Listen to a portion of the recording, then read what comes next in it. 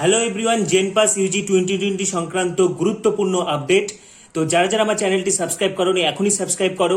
জেনপাস Yuji এবং BSc nursing সংক্রান্ত নানা রকম তথ্য জানার জন্য চ্যানেলটি এখনই সাবস্ক্রাইব করো এবং পাশে থাকা বেল আইকনটি অবশ্যই প্রেস করো। তো আজকের ভিডিওতে আমরা আলোচনা করব একটি অত্যন্ত গুরুত্বপূর্ণ আপডেট এবং একটি অত্যন্ত গুরুত্বপূর্ণ ইনফরমেশন।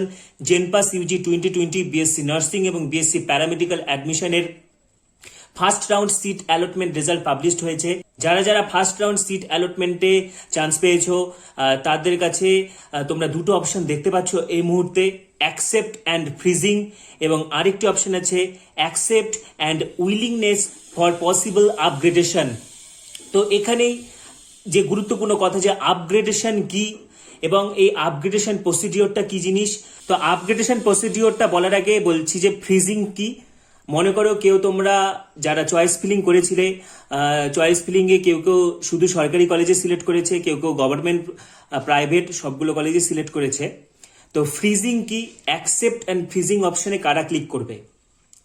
যারা তোমাদের পছন্দ মতো কলেজ পেয়ে গেছো ফার্স্ট রাউন্ড সিট অ্যালটমেন্টে, যারা তোমাদের পছন্দ মতো বা বাড়ির কাছাকাছি বা বাড়ির যতগুলো গভর্নমেন্ট কলেজ আছে বাড়ির কাছে যেটা হয় সেই কলেজ পেয়ে গেছো, অর্থাৎ এক কথায় পছন্দ মতো কলেজ যারা পেয়ে গেছো তারা অ্যাকসেপ্ট অ্যান্ড ফ্রিজিং করবে। তাহলে তোমাদের আপগ্রেডেশন অপশনটা অটোমেটিক্যালি নো হয়ে যাবে।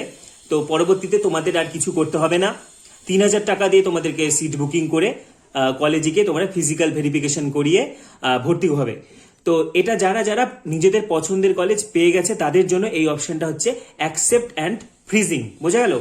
তুমি মনে করো প্রেফারেন্স দিয়েছিলে আরজিকর মেডিকেল কলেজ, বাঁকুড়া সম্মিলনী medical college, Bardhaman medical college, Kolkata medical college, Medinipur medical college. এর মধ্যে তোমার যেটা একদম পছন্দ সেই কলেজে তুমি পেয়ে গেছো, তাহলে তুমি হচ্ছে সেটা করবে সিটটা অ্যাকসেপ্ট অ্যান্ড ফ্রিজিং। এবার আসছি আপগ্রেডেশন কি। আপগ্রেডেশন প্রসিডিউরটা ঠিক এরকম। মনে করো একজন ক্যান্ডিডেট গভর্নমেন্ট কলেজে ফর্ম ফিল আপ করেছে। তো গভর্নমেন্ট কলেজে চয়েস ফিলিং এর সময় সবগুলো গভর্নমেন্ট কলেজই রেখেছে, কিন্তু তার লোকেশনের প্রিফারেন্স অনুযায়ী, মানে যে কলকাতার ক্যান্ডিডেট তার চয়েস ফিলিং এ সে কলকাতার কলেজগুলোকে আগে রাখবে। যেমন আরজিকর মেডিকেল কলেজ হয়তো দিয়েছে 1 নম্বরে, 2 নম্বরে দিয়েছে এনআরএস, 3 নম্বরে দিয়েছে কলকাতা মেডিকেল, 4 নম্বরে দিয়েছে এসএসকেএম হসপিটাল, 5 নম্বরে দিয়েছে আইডিএন বিজি হসপিটাল, এবং এইভাবে বাঁকুড়া 6 দিয়েছে, 7 বর্ধমান দিয়েছে, 8 মেদিনীপুর দিয়েছে। তো এবার আপগ্রেডেশন কি, দেখা গেল তার ফার্স্ট রাউন্ড সিট অ্যালটমেন্টে তার সে কলেজ পেয়েছে মেদিনীপুর মেডিকেল কলেজ। তো মেদিনীপুর মেডিকেল কলেজ যেহেতু সে ফার্স্ট রাউন্ডে পেয়েছে, এখন যদি ক্যান্ডিডেট মেদিনীপুর মেডিকেল কলেজটা যদি তার পছন্দ হয়, মেদিনীপুর মেডিকেল কলেজেই যদি সে ভর্তি হতে চায়, তাহলে সে সেটাকে অ্যাকসেপ্ট করবে এবং ফ্রিজিং, অ্যাকসেপ্ট এবং ফ্রিজিং অপশনে ক্লিক করবে। এবার সে হয়তো তার কলেজটা পছন্দ হলো না, সে মেদিনীপুর মেডিকেল কলেজে ভর্তি হতে চায় না, তাহলে এবার সে নেক্সট যে অপশনটা সেটাতে ক্লিক করবে, accept and willing for possible upgradation. তার মানে সে সিটটাকে অ্যাকসেপ্ট করলো, কিন্তু তার সাথে আপগ্রেডেশন অপশনটাকে অন করে রাখলো সেকেন্ড কাউন্সিলিং অর্থাৎ সেকেন্ড রাউন্ড সিট অ্যালটমেন্ট বা অ্যালটমেন্টের জন্য। এবারে আমি ধরে নিচ্ছি তার যে চয়েস ফিলিং গভর্নমেন্ট কলেজ 11টা আছে, তার চয়েস ফিলিং এ মেদিনীপুর মেডিকেল কলেজ ছিল 8 নম্বরে। ভালোভাবে শুনবে, তার চয়েস ফিলিং এ ধরে নাও মেদিনীপুর মেডিকেল কলেজ হচ্ছে 8 নম্বরে, কি এবং তারপরে আরো 3টে কলেজ থেকে গেল, যেমন জেএনএম কল্যাণী, ইএসআই এবং নর্থ বেঙ্গল মেডিকেল কলেজ। যেহেতু সে আপগ্রেডেশনটা যখন অন করবে, তাহলে যেহেতু সে প্রথম অ্যালটমেন্টে মেদিনীপুর মেডিকেল কলেজ পেয়েছে অর্থাৎ 8 নম্বর কলেজটা পেয়েছে, তার চয়েস ফিলিং অনুযায়ী 8 নম্বর কলেজটা পেয়েছে, তাহলে 9, 10, 11 এই 3টা কলেজের অপশন কিন্তু অটোমেটিক্যালি ক্যান্সেল হয়ে যাবে। আপগ্রেডেশন কিন্তু উপরের দিকে হয়।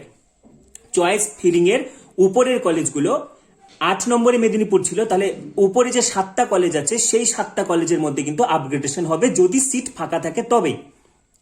তো 8 নম্বরের পরের যে কলেজগুলো আছে, মেদিনীপুর মেডিকেল কলেজে পেয়েছে, তাহলে মেদিনীপুর মেডিকেল কলেজের পরবর্তী যে কলেজগুলো তার চয়েস ফিলিং এর লিস্টে আছে, যেমন ধরে নাও জেএনএম কল্যাণী আছে, ইএসআই, তারপরে হচ্ছে নর্থ বেঙ্গল মেডিকেল কলেজ, এই কলেজগুলোতে কিন্তু তার আপগ্রেডেশন হবে না। আপগ্রেডেশন সবসময় যে কলেজটা পায় সেই কলেজের উপরের কলেজগুলোতে হয়। তো তোমরা দেখবে যারা যারা আপগ্রেডেশন অপশনটা অন করছো, তোমরা ফার্স্ট রাউন্ড সিট অ্যালটমেন্টে যে কলেজটা পেয়েছো, ফার্স্ট রাউন্ড সিট অ্যালটমেন্টে যে কলেজটা পেয়েছো সেই কলেজটা কত নম্বরে আছে। দেখা যাচ্ছে তুমি যে কলেজটাতে পেয়েছো সেটা তোমার 5 নম্বরে আছে। তাহলে তোমার উপরে যে 4টা কলেজ প্রেফারেন্স দিয়েছো সেই 4টা কলেজের মধ্যেই তোমার আপগ্রেডেশন হবে। নিচের কলেজগুলোতে কিন্তু আপগ্রেডেশন কখনোই হয় না। তো এখানে এবার বলে রেখে, আপগ্রেডেশন কিন্তু সবাই ইয়েস করে রাখলে কিন্তু সাকসেসফুল হবে সেটা না। যদি কোনো কারণে সিট ফাঁকা থাকে তাহলেই কিন্তু আপগ্রেডেশন হবে। এবার আসা যাক, আপগ্রেডেশন সাকসেসফুল হলো না। তো আপগ্রেডেশন সাকসেসফুল না হলে তুমি ফার্স্ট রাউন্ড সিট অ্যালটমেন্টে যে কলেজটা পেয়েছো সেই কলেজটাতেই কিন্তু তোমাকে ভর্তি হতে হবে। এবার আপগ্রেডেশন যদি সাকসেসফুল হয়ে যায় তাহলে তোমার চয়েস ফিলিং এর যে যত নম্বর কলেজে তুমি আপগ্রেডেশনটা পেয়েছো, যেমন আমি উদাহরণ দিলাম যে একজন ক্যান্ডিডেট 8 নম্বরে চয়েস ফিলিং এ মেদিনীপুর মেডিকেল কলেজ দিয়েছিল, সে মেদিনীপুর মেডিকেল কলেজ পেয়েছে। তাহলে এখন তার আপগ্রেডেশন সাকসেসফুল হয়ে গেল। তাহলে সে ওপরের 7টা কলেজের মধ্যে যে কলেজে তার আপগ্রেডেশন হবে সেই কলেজেই কিন্তু ভর্তি হতে হবেই। তাহলে এটা কিন্তু একটা খুব ক্রিটিক্যাল দিক, ভালোভাবে জেনে নাও।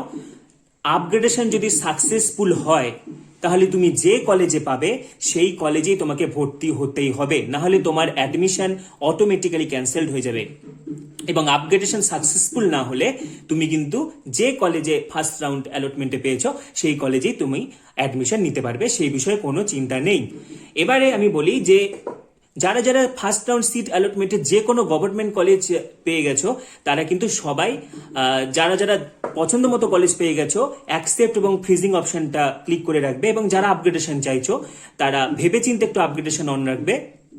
যদি তোমাদের গভর্নমেন্ট কলেজটা পছন্দ না হয় বা যদি তুমি আরো বাড়ির কাছাকাছি গভর্নমেন্ট কলেজ পেতে চাও এবং চয়েস ফিলিং এ যদি যে কলেজটা পেয়েছো তার উপরের যদি কলেজগুলো তোমার সুবিধাজনকভাবে দেওয়া থাকে, অনেকে চয়েস ফিলিং এ ভুল করে সেই জন্য আমি কথাটা বললাম, যদি তুমি চয়েস ফিলিং এর উপরে বাড়ির কাছাকাছি কলেজগুলো দিয়ে থাকো তাহলে কিন্তু আপগ্রেডেশনটা অন রাখতে পারো। তো ফার্স্ট রাউন্ড সিট অ্যালটমেন্টে আপগ্রেডেশন অন রাখো বা না রাখো, অ্যাকসেপ্ট কিন্তু সিট সবাইকে করতে হবে এবং পরবর্তীতে কলেজে গিয়ে ফিজিক্যাল ভেরিফিকেশন হতে হবে। তো এই হচ্ছে আপগ্রেডেশন সম্পর্কিত বিস্তারিত তথ্য। যারা যারা আমার চ্যানেলটি সাবস্ক্রাইব করোনি এখনই সাবস্ক্রাইব করো এবং পাশে থাকা বেল আইকনটি অবশ্যই প্রেস করো। সবাইকে অসংখ্য ধন্যবাদ।